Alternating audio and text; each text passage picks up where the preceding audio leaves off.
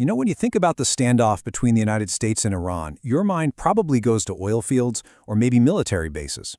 But right now, a new front has opened up, and frankly, it's a lot more alarming. It's about the one resource that absolutely no one in the Middle East can live without: water. Let's break down how targeting this critical infrastructure is dangerously escalating the entire conflict. The entire region would become hell. That is not just some diplomatic tough talk. It's a really chilling warning from Iran, and it came in direct response to American threats.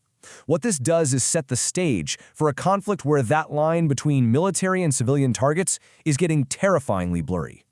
So, the big question is, how did we get to this point? Well, a threat like that doesn't just come out of nowhere. It follows a series of very real attacks that show this new strategy. It's already in play. This strike on Kuwait is the latest flashpoint. Now, Iran hasn't officially said whether it was involved, but think about the target: facilities that provide both electricity and fresh water. Hitting those sends a very clear, very deliberate signal. It's a signal of willingness to cause massive disruption to civilian life. And this wasn't just some isolated incident. Not at all.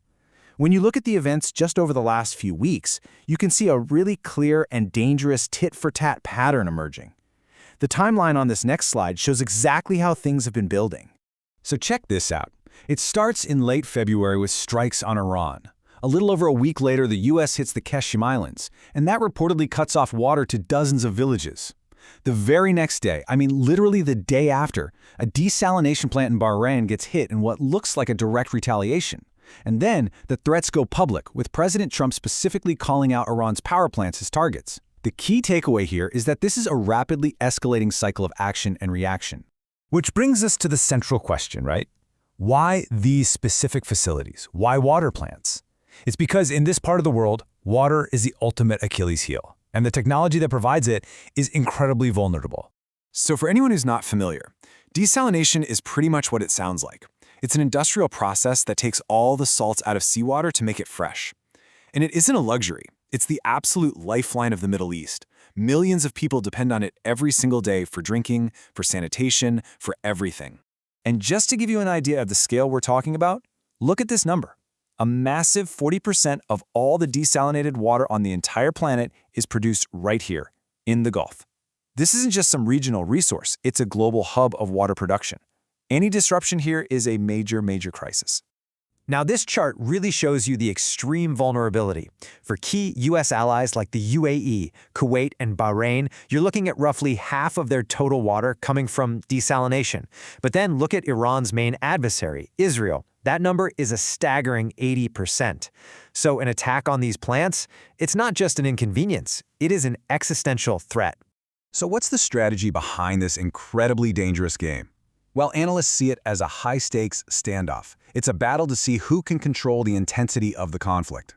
They use this concept called the escalation ladder, where each side tries to get an advantage by taking a calculated step up in aggression.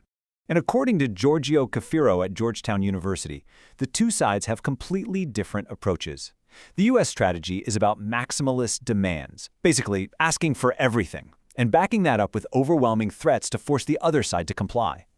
Iran, on the other hand, just doesn't bend to what it considers bullying. Instead, it shows its resilience by deliberately taking that next step up the ladder of conflict. And that really illustrates the fundamental impasse we're seeing. The expert assessment here is stark. As Cafiro puts it, Iran has shown it's the one controlling the tempo. Despite all this immense pressure, it's not backing down. In fact, it's proving that it can absorb the pressure and then retaliate in a way that escalates the conflict on its own terms. And all of this brings us to the final and most sobering reality of this new kind of warfare.